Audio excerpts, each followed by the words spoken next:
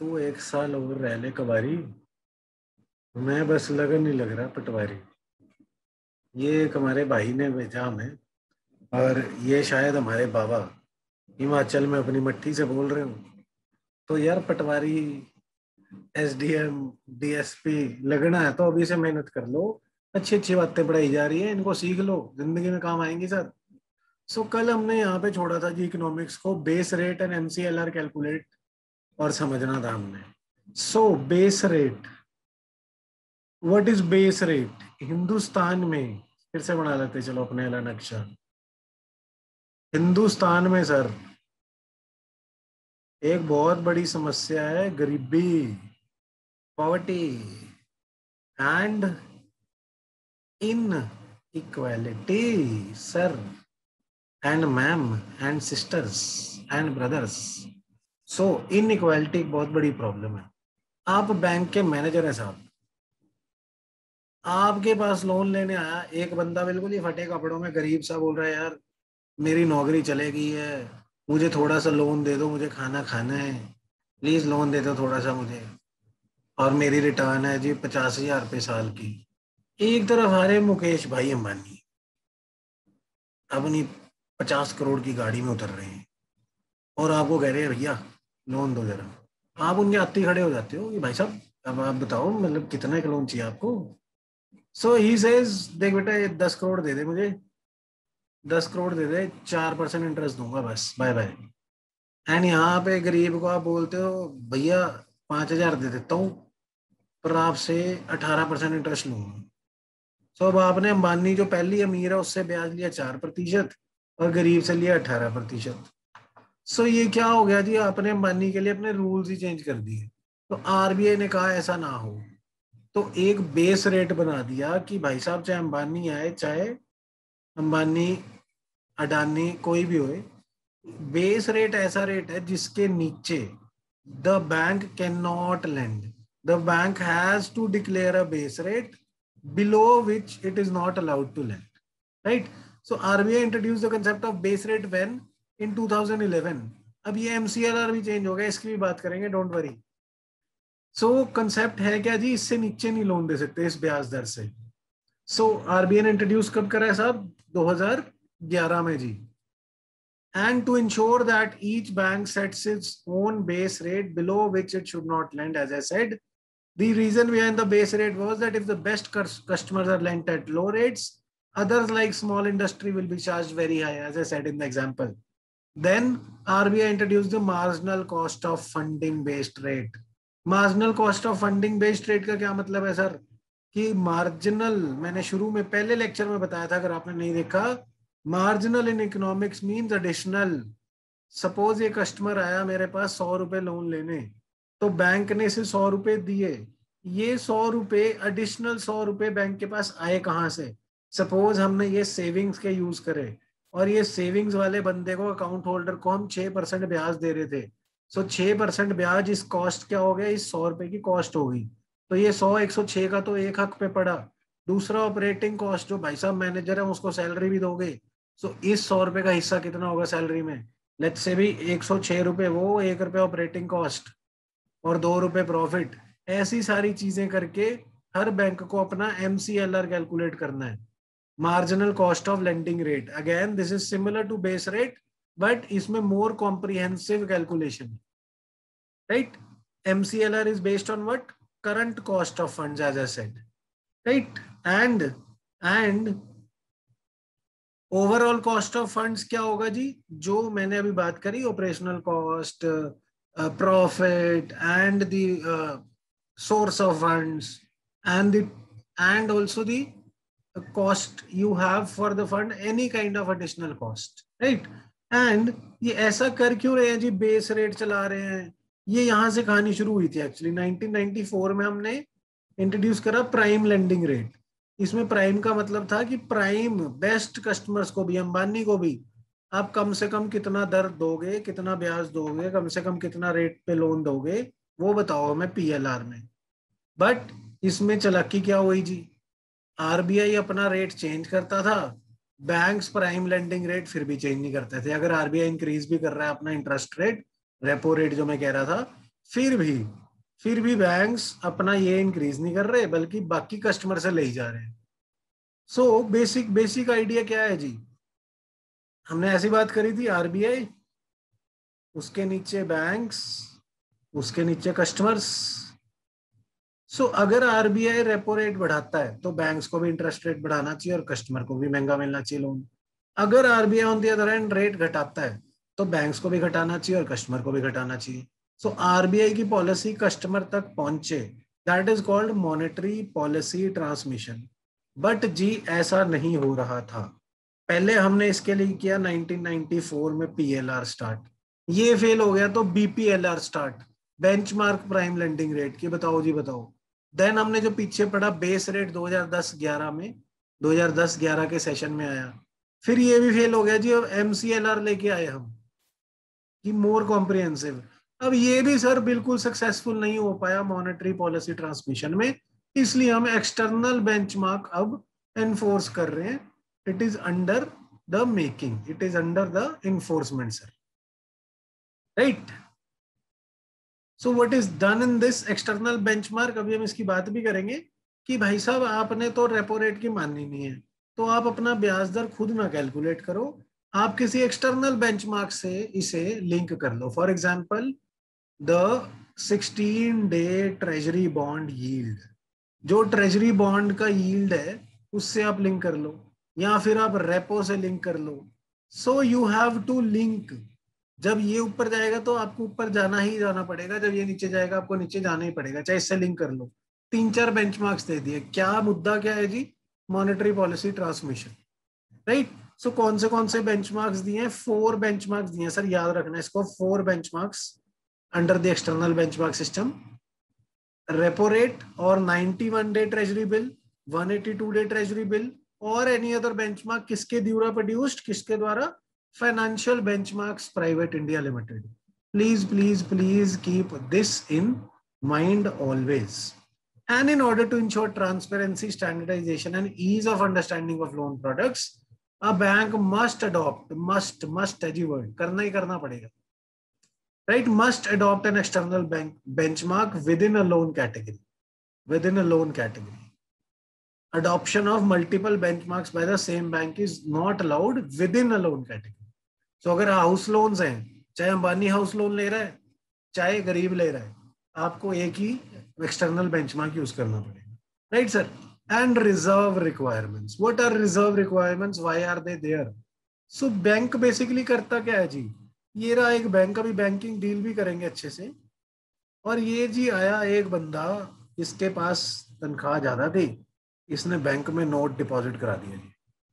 अब दूसरा बंदा यहां से आया, इसने नया नया बिजनेस खोला था, यही नोट ये लोन के तरीके में लेके चला गया, लोन सेविंग।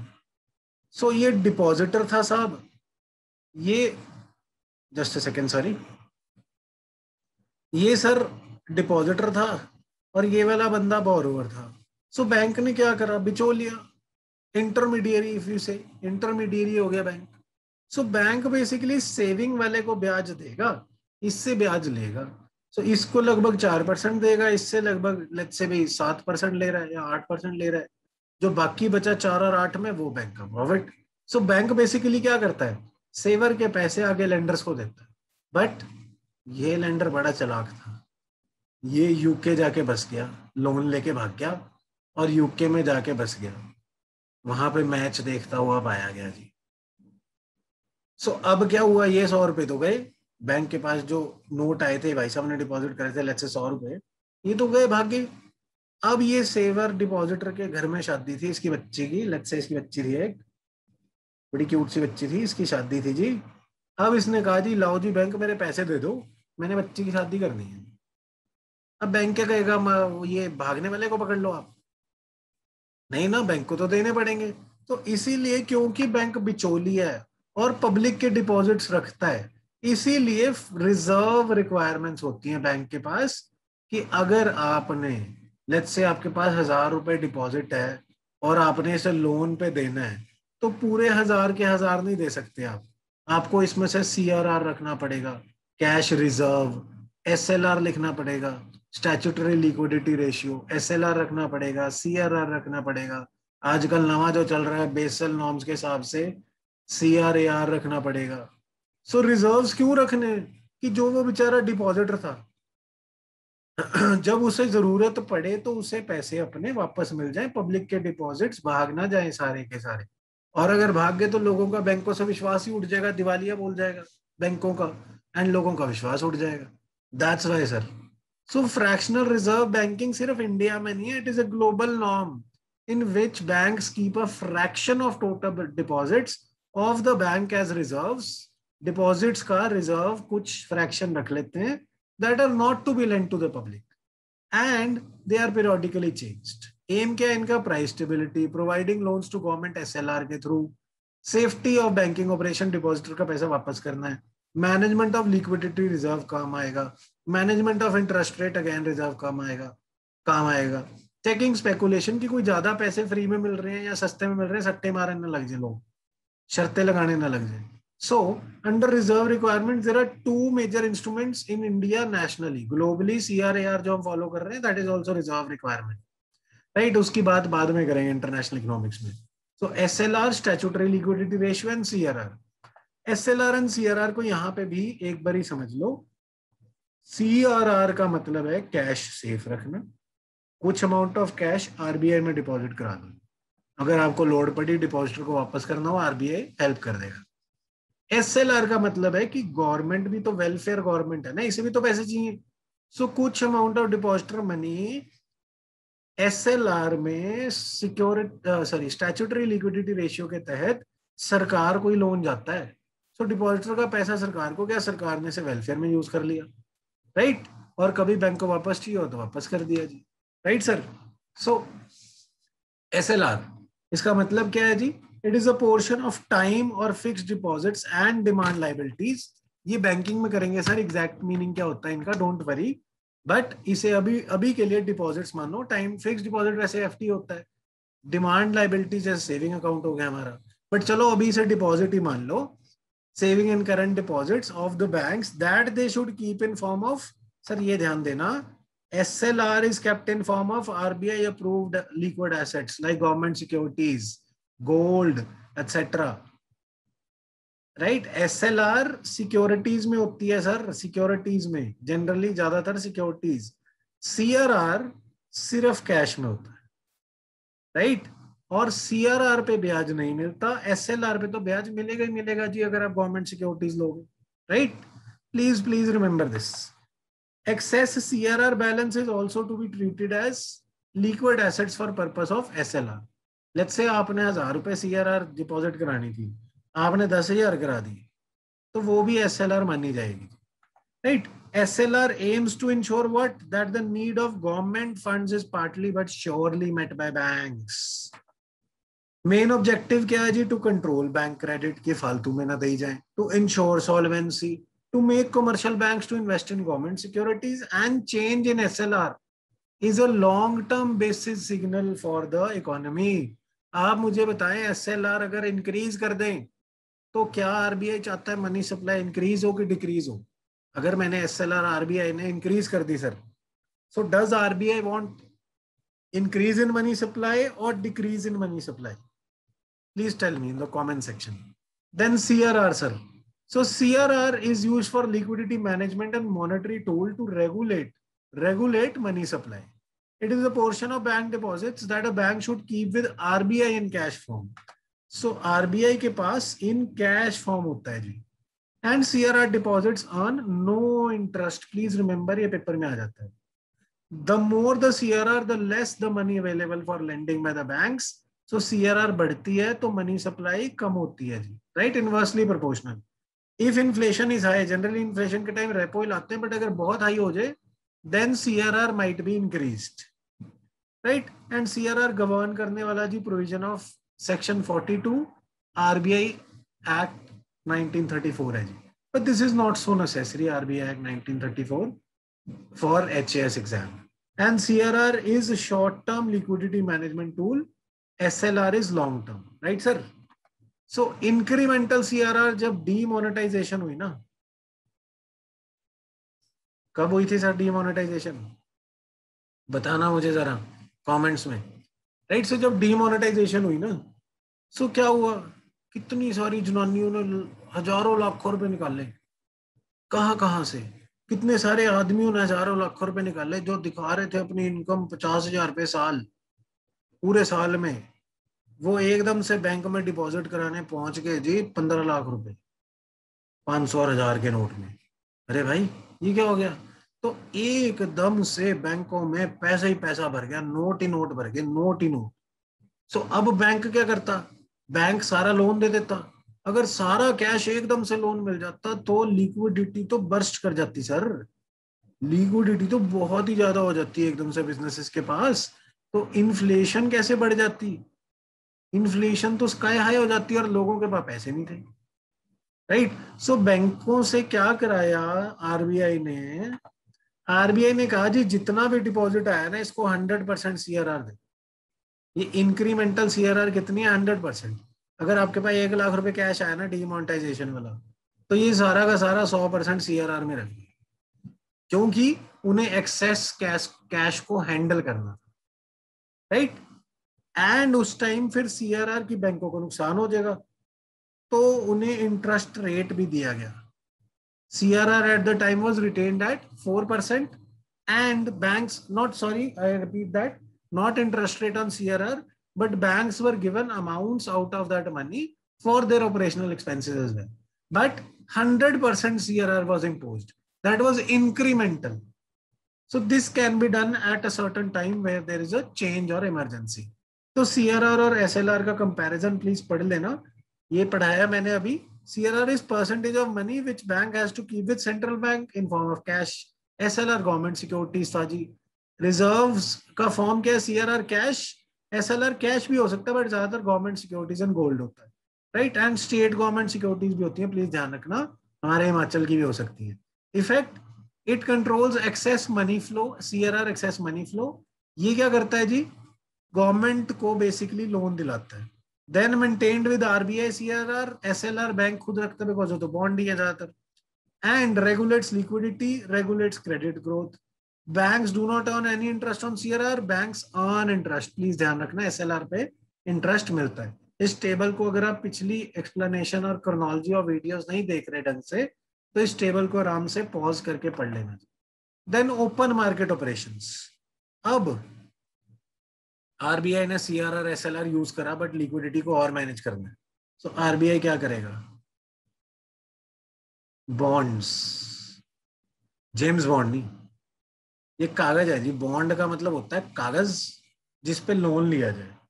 सो आरबीआई 100 रुपए के, लेट्स से एग्जांपल, 100 रुपए के करोड़ों कागज छाप देगा और पब्लिक को बोलेगा लो जी, ये 91 डेज, 182 डेज की मेच्योरिटी वाले और 364 डेज की मेच्योरिटी वाले। सो लेट्स से आप ये कागज ले लो, आपको 90 रुपए का दे देता हूँ, और मुझे 90 दिन बाद वापस करना कागज, मैं आपको 100 रुपए दूंगा। सो पब्लिक को क्या मिला? 10 रुपए फायदा, बिकॉज ये फेस वैल्यू से कम में बेचा गया, 90 में बेचा गया। सो अब ना तो ये एसएलआर है ना ये सीआरआर है, बट लिक्विडिटी मैनेजमेंट कैसे हो रही है? ओपन मार्केट में बॉन्ड्स बेच के, outright purchase and sale of government securities in open market by RBI in order to introduce influence the volume of money, right? And purchase of government securities injects money into the market, please ये ध्यान से सुनना। Purchase of government securities, लोगों के पास कागज पड़े थे, RBI ने खरीद लिए। सो आरबीआई ने क्या दिया इन्हें? कैश। लोगों के पास क्या आ गया? कैश। आरबीआई के पास क्या आ गया? कागज। सो मनी सप्लाई, परचेज। परचेज किसकी तरफ से माना जा रहा है? आरबीआई की तरफ से। सो परचेज ऑफ गवर्नमेंट सिक्योरिटी से क्या होगा? मनी सप्लाई इंक्रीज होगी सर, प्लीज ध्यान रखना। सेल से क्या होगा? अब आरबीआई ने इन्हें कागज बेच दिए, कैश ले लिया, कैश ले लिया तो क्या होगा? Absorbs excess liquidity and shrinks credit, right? But एक चीज ध्यान देने वाली, open market operations do not change the total stock of government securities. Government securities का टोटल स्टॉक नहीं चेंज होता जी, but change the proportion held by RBI and others. Proportion held by RBI and banks change हो जाता है, right? So market stabilization bonds, ये भी special bonds हैं, ये भी हमने एक्सेस कैश को for example post demonetisation absorb करने के लिए हमने इसे यूज करा था। तो बॉन्ड्स हैं तो क्या होगा, कागज छाप दिया और कागज छाप के बेच दिया और लोगों से बॉन्ड देके पैसे ले लिए, कैश ले लिया, तो एब्जॉर्ब कर लिया। बट इसमें एक खास बात क्या है, मार्केट स्टेबलाइजेशन बॉन्ड क्या है, RBI floated large amount of government securities as a part of market stabilisation scheme to excess absorb liquidity, right. या फिर इसे foreign, just a second, foreign currency को भी कंट्रोल करने के लिए जब रुपए छापे, रुपीज छाप दिए बहुत सारे, सो फॉरेन करेंसी के कंपैरिजन में कुछ कर रहे थे हम लोग, करेंगे एक्सटर्नल इकोनॉमिक्स में, प्लीज डोंट वरी। सो हमने रुपए बहुत ज्यादा छाप दिए, मनी सप्लाई बहुत ज्यादा बढ़ गई, आरबीआई ने डॉलर खरीद लिया अपने पैसे खर्च करके, छापे नहीं, अपने पैसे खर्च करे और डॉलर खरीद लिया जी। So money supply with the public तो बढ़ गई, अब आरबीआई ने इसे एब्जॉर्व करना है, तो उसके लिए ये मार्केट स्टेबलाइजेशन बॉन्ड्स लेके आए, to absorb what, to absorb excess liquidity from the market, right? And normally available government securities were not enough. So इसीलिए हमने नई सिक्योरिटीज लेके आए MSS, and these MSS are not generally reflected in fiscal deficit of the government. जो हमने fiscal deficit पीछे क्लासों में करा था उसमें एमएसएस नहीं दर्शाया जाता, राइट। देन क्वांटिटेटिव ईजिंग, ये आपने यूएस के टर्म्स में बहुत नाम सुना होगा। So basic idea क्या है, the term describes an unconventional form of monetary easing to stimulate an economy. So हमने क्या करा जी, आरबीआई ने इजी मनी पॉलिसी चलाया, जो हमने कल के लेक्चर में पढ़ा था, इजी मनी पॉलिसी चलाया कि जी मनी सप्लाई इंक्रीज होएगी, लोग ज्यादा लोन लेंगे, इन्वेस्टमेंट बढ़ेगी, ग्रोथ बढ़ेगी। बट लोगों ने क्या करा, लोगों ने सस्ता लोन मिलते हुए भी नहीं लिया, तो मनी सप्लाई बढ़ी ही नहीं, मनी सप्लाई इंक्रीज ही नहीं हुई। तो अब आरबीआई ने क्या करा, let's say easy money policy में इंटरेस्ट रेट था 4%, अब आरबीआई ने बिल्कुल लगभग 0.5% ही करा दिया इंटरेस्ट रेट, कि बहुत ही सस्ते में पैसा आपको मिल जाएगा। That is called quantitative easing. It is unconventional because it is अब नॉर्मली लो, यूएसए ने तो लगभग 0% के आसपास ही देना शुरू कर दिया था। सो अब बहुत ही सस्ता पैसा मिलने लग गया, तो it is highly likely that people would take more loans and the economy would come out of recession, would go back towards growth, right? So now they're trying to de-risk lending, कि अब कोई बात नहीं, हमने पैसे ले लिए ना, चाहे धंधा ना भी चला आपसे उतने ही वापस ले लेंगे जी, आप ब्याज ना देना, कोई बात नहीं, ऐश करो, राइट। लिक्विडिटी ट्रैप क्या है जी, liquidity trap is a situation when rates and reserve requirements are lower to stimulate demand but it does not impact reviving. So हमने रेट लोअर भी कर दिए, इजी मनी भी चला दी, इजी मनी पॉलिसी के बाद भी इन्वेस्टमेंट नहीं बढ़ी। सो इस सिचुएशन को क्या कहते हैं, इन्वेस्टमेंट नहीं बढ़ी, ग्रोथ नहीं बढ़ी, इस सिचुएशन को बोलते हैं लिक्विडिटी ट्रैप। और what is the solution for liquidity trap, quantitative easing was attempted in USA and later in other countries, कि रिसेशन डिप्रेशन में ना बदल जाए, लिक्विडिटी ट्रैप में फंस के, तो हमने क्वांटिटेटिव ईजिंग करी sir, and zero lower bound लेके आए। It is seen in a recessionary economy when the short term nominal interest rate is at or near zero. यही क्वांटिटेटिव ईजिंग में देखा गया, यूएस में लगभग जीरो कर दिया sir, right. Then qualitative tools, इनमें कुछ खास पढ़ने वाला है नहीं साहब, बट सिलेक्टिव क्रेडिट कंट्रोल इसमें देख लेते हैं। RBI encourages credit to certain types of borrowers, जो हमने बात करी थी क्वालिटेटिव टूल्स का, मुद्दा याद रखना क्या है, राइट। सो वही बात है, सट्टे मारने वाले से ज्यादा मार्जिन लो कि बैंक दे ही ना उसे लोन, और जो हाउस लोन ले रहा है उससे कम मार्जिन लो कि बैंक उसे आसानी से दे। यहाँ सिलेक्टिव क्रेडिट कंट्रोल की भाई देना ही नहीं, चलो गलत कामों के लिए loan, right. Then rationing of credit, maximum limits to loans and advances that can be made to particular sector. Let's say bank के पास 100 रुपए हैं, उन्हें बोल दिया कि आप मैक्सिमम इसमें से 20 रुपए शेयर मार्केट वाले को दे सकते हो, बाकी 20 रुपए हाउसिंग वाले को दे नहीं देने, राइट। मॉरल सुएशन क्या है जी, मॉरल सुएशन है कि आरबीआई के सीनियर आदमी आते हैं, मैनेजरों के साथ बैठते हैं, बैंकों के एमडीओ के साथ बैठते हैं कि भाई साहब यार क्यों गलत लोन नहीं देने किसी को यार please, they try to request and form an opinion, right. Then further जी, interest rates are the rates offered to the money that is deposited in the banks, invested in bonds, etc., right? सो ब्याज दर क्या है, जो deposit करेगा bank में उसे भी ब्याज मिलेगा, उसे ब्याज मिलेगा, राइट। ये बैंक है तो इसे ब्याज मिला, जो आगे जिसने लोन लिया उसे ब्याज देना पड़ा। सो अगर इसे हम 4% दे रहे हैं तो इसे 6% ले रहे हैं, 2% इनका प्रॉफिट। अगर इसे 6% दे रहे हैं तो इसे 8% लेना पड़ेगा, इन्होंने तो प्रॉफिट कमाना ही है, right. So can you understand that interest rate to the saver और depositor is linked to the interest rate to the lender. But saver क्या चाहेगा, saver always wants higher interest rate while investor always want credit to be at low cost. So but determinants क्या है interest rate के sir? Determinants are inflation. The higher the inflation, the higher the interest rates are kept. Why higher interest rate? कि भाई inflation थोड़ी control में आए, कम होए। And need for growth के लिए क्या करेंगे, लोअर इंटरेस्ट रेट की मनी सप्लाई बढ़े और इन्वेस्टमेंट बढ़े और ग्रोथ बढ़े। देन प्रमोशन ऑफ सेविंग्स के लिए हायर रखना पड़ेगा कि लोग घर में ना रख ले cash. And government needs to borrow, right. The more the borrowing, the higher the interest rate. If rates are attractive, foreign money flows in. For example, आप यूएसए में बैठे थे सर, अब आपको पता है यहाँ पे 0% पे इंटरेस्ट पे लोन मिल रहा है क्वांटिटेटिव ईजिंग करके। सो आपने यूएस डॉलर में लोन लिया which was equal to 1 crore rupees, और आपने देखा कि कुछ नहीं करना, बस इंडिया की बैंक में डिपॉजिट करा दो, यहाँ पे तो 5% इंटरेस्ट बन रहा है। सो मैंने यहाँ देना 0 और मिलेगा 5, तो 5% पर ईयर बिना कुछ करे फायदा ही फायदा है मेरा, right. So what will happen because of interest rates, foreign money will flow, right. So if they are attractive to others, foreign money will start flowing in India, right. And negative interest rate, अब जापान एक ऐसी country है sir, land of rising sun तो है, but sorry यहाँ पे सारे लोग बूढ़े हो गए जी, बहुत सारी मेजोरिटी, बिकॉज लाइफ एक्सपेक्टेंसी बहुत आई है, तो बहुत सारे लोग 70, 75। एक अभी आंटी आई थी न्यूज में, 100 मेरे ख्याल 18 साल की थी। तो अब 75, 80 की एज में बंदा क्या सोचता है कि मेरे पास 10 लाख रुपए पड़े भी हैं, तो क्या करूं, इसको एफडी करा देता हूँ, इसका ब्याज खा लेता हूँ, बैंक में रख लेता हूँ। कोई बैंक में रखने के सिवाय कोई ये थोड़ी सोचता है 10 लाख रुपए इन्वेस्ट कर लेता हूँ, नवी कोई बिजनेस खोल लेते हैं, कोई दुकान डाल लेते हैं। वो कहते छोड़ यार, वो 80 साल का हो गया, अब क्या दुकान लाएंगे।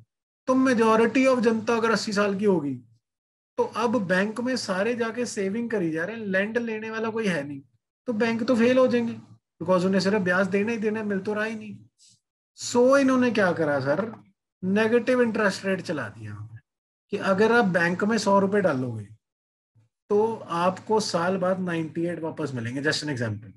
और अगर आप बैंक से लोन लोगे 100 रुपए, तो आपको साल बाद 98 वापस करने पड़ेंगे।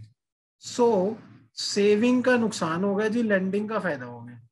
सो अब अगेन जापान के बूढ़े भाई साहब ने देखा कि यार अब मैं 100 रुपए डालता हूँ तो 98 मिलते हैं मुझे, ये मेरा तो नुकसान हो रहा है, तो इससे बढ़िया हम कहीं ना कहीं इसे इन्वेस्ट कर देते हैं, बेशक चाहे इंडिया में इन्वेस्ट कर दें। तो अब इंडिया से 5% ब्याज ले लें, या फिर इसे कोई छोटी ना छोटी मोटी सी दुकान सी लगा देते हैं, यहाँ पे फोटो कॉपी वाली लड़का रख लेते हैं वहां पे, कम से कम 100 तो बचा रहेगा मेरा, राइट। सो इस वजह से क्या हुआ, negative interest rate means, I hope you got it, कि डिपॉजिटर को कम मिलेगा वापस अपना पैसा, नेगेटिव इंटरेस्ट रेट लगेगा, और बोरोवर को कम देना पड़ेगा, मतलब उसे बहुत ही ज्यादा फायदा हो जाएगा, राइट। बट ये करते क्यों है जी, बिकॉज फिर बूढ़ों ने इन्वेस्टमेंट शुरू कर दी, तो बिजनेस चल पड़े और इन्वेस्टमेंट करके ग्रोथ दोबारा से वापस आ गई, डिमांड वापस आ गई। And again this is unconventional monetary policy, very slow economic growth, deflation, recession के टाइम तक, right. I hope you got the idea. Then demonetisation, यार ये वाला दिन ना कभी नहीं भूलना। कौन सा दिन था जी, 8 नवंबर, दिल्ली में था मैं उस दिन। एंड किसी ने मुझे बोला, अब दिल्ली में बाहर गया हुआ बंदा, चंडीगढ़ से दिल्ली गया है, वहां पे होटल में ठहरा है, तो छोटे छोटे 10-10 रुपए के नोट थोड़ी लेके जाता है बंदा यार, 500 1000 के लेके जाता है। कुछ काम भी ऐसा था, 500 और 1000 रुपए के नोट थे सारे, लगभग मेजोरिटी, ये 10, 20, 50 तो कुल मिला के होंगे 1100-1200। अब किसी ने बोल दिया सर 500 और 1000 के नोट बंद हो रहे हैं, और मैं कहा यार क्या बातें कर रहा है, मजाक कर रहा है, दारू पी के आया होगा भाई। मैंने कहा भाई साहब टीवी सुन लो, और टीवी पे ये बड़े भैया, ये मोदी और शाह जी जिन्होंने देश का मजाक बना रखा, जब भी रात को मन करता है चेंज कर देते हैं पॉलिसी। चलो, it's their style, they are the elected representatives. तो अब 500,000 बंद हो गई। फंस गया भाई वहां पे, बड़ी मुश्किल से यार, बड़ी मुश्किल से, मतलब हाथ पैर जोड़ के एक्सचेंज कराए लोगों से। चलो एनीवेज, और एटीएम्स भी बंद थे वहां पे, एटीएम पे भी पैसे ना निकले बिल्कुल भी नहीं। दिल्ली तो यू नो कितना रश होता है। So government of India announced on November 8 the demonetisation of all 500 and 1000 bank notes. Those with these notes, आपको पता है ये सारी कहानी। इससे पहले कब डीमोनेटाइज हुए थे जी? 1946 में भी हुए थे, 1978 में भी हुए थे। दोनों टाइम क्या एम था? To combat tax evasion and black money and help the formal economy. 2016 का डिसीजन एक एग्जीक्यूटिव डिसीजन था, बाकी दोनों ऑर्डिनेंस या प्रेसिडेंट की लॉ मेकिंग पावर से करे गए थे। राइट? डिमोनेटाइजेशन होता क्या है? That divests currency unit of its legal status, legal tender status. We know this कहानी टू मच, टू मच। ये प्रोज एंड कॉन्स भी पॉलिटिकल हो जाएंगे, पढ़ लेना यार, इसमें कुछ नहीं है करने वाला। सो नाउ इसके बाद जी उर्जित पटेल कमेटी आती है। उर्जित पटेल साहब बड़े अच्छे आदमी थे। इन्होंने कहा दैट आरबीआई को कल्ले मॉनेटरी पॉलिसी का इंचार्ज नहीं बनाते, हम बना देते हैं साहब MPC, monetary policy committee.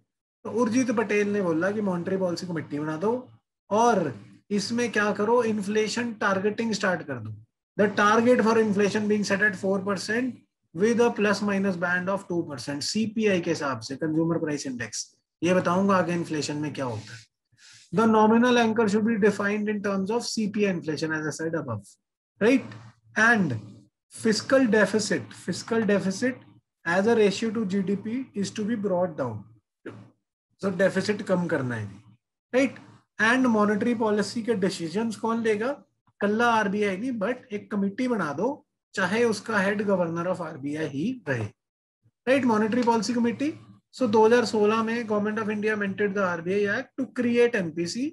MPC में है कौन कौन जी? आरबीआई गवर्नर है, 2 आदमी आरबीआई के भेजे हुए, 2 आदमी सरकार के भेजे हुए, और एक सिलेक्ट करा हुआ। Right? Government government government. So ये कितने आदमी हो गए जी? 6 आदमियों की कमेटी है ये। 6 आदमियों की कमेटी है, 3 और 3 6। 6 पर्सन, 3 सरकार की तरफ से, 3 आरबीआई की तरफ से, और चेयरमैन कौन है जी? आरबीआई का गवर्नर। और करती क्या है? प्राइमरी ऑब्जेक्टिव मॉनेटरी पॉलिसी को यूज करके इन्फ्लेशन या प्राइस स्टेबिलिटी को, प्राइमरी ऑब्जेक्टिव क्या है? इन्फ्लेशन या प्राइस स्टेबिलिटी को मेंटेन करना। राइट? ऑल्दो ग्रोथ भी करानी है, but primary aim of monetary policy committee is to aim or maintain price stability. Composition हमने पहले ही देख ली, 6 आदमियों की कमेटी है सर, एक बार फिर भी पढ़ लेना। सेंट्रल गवर्नमेंट नॉमिनी सिलेक्ट कैसे होते हैं, ध्यान देना। They are appointed by search cum selection committee and they will hold office for period of 4 years and will not be eligible for reappointment. Right? And सारे के सारे decisions कैसे लिए जाएंगे sir? Based on majority in the MPC. And the RBI governor will have a casting vote in case of a tie. Negative vote नहीं है sir, ये casting vote है, ध्यान रखना। इसे नेगेटिव वोट नहीं है, कास्टिंग वोट है। अगर 3 मेंबर्स ने एक तरफ वोट दिया, 3 ने एक तरफ, टाई हो गया, तो एक और मौका मिलेगा आरबीआई गवर्नर को एक और वोट देने को, इस साइड या इस साइड, उसकी मर्जी। राइट? एंड जो डिसीजंस मॉनेटरी पॉलिसी कमेटी लेगा, those vote B binding upon RBI. So functions क्या है जी? इन्फ्लेशन को टारगेट करना, इन्फ्लेशन को टारगेट के बीच में रखना, 4% ±2। Right? And price stability maintain करना सर।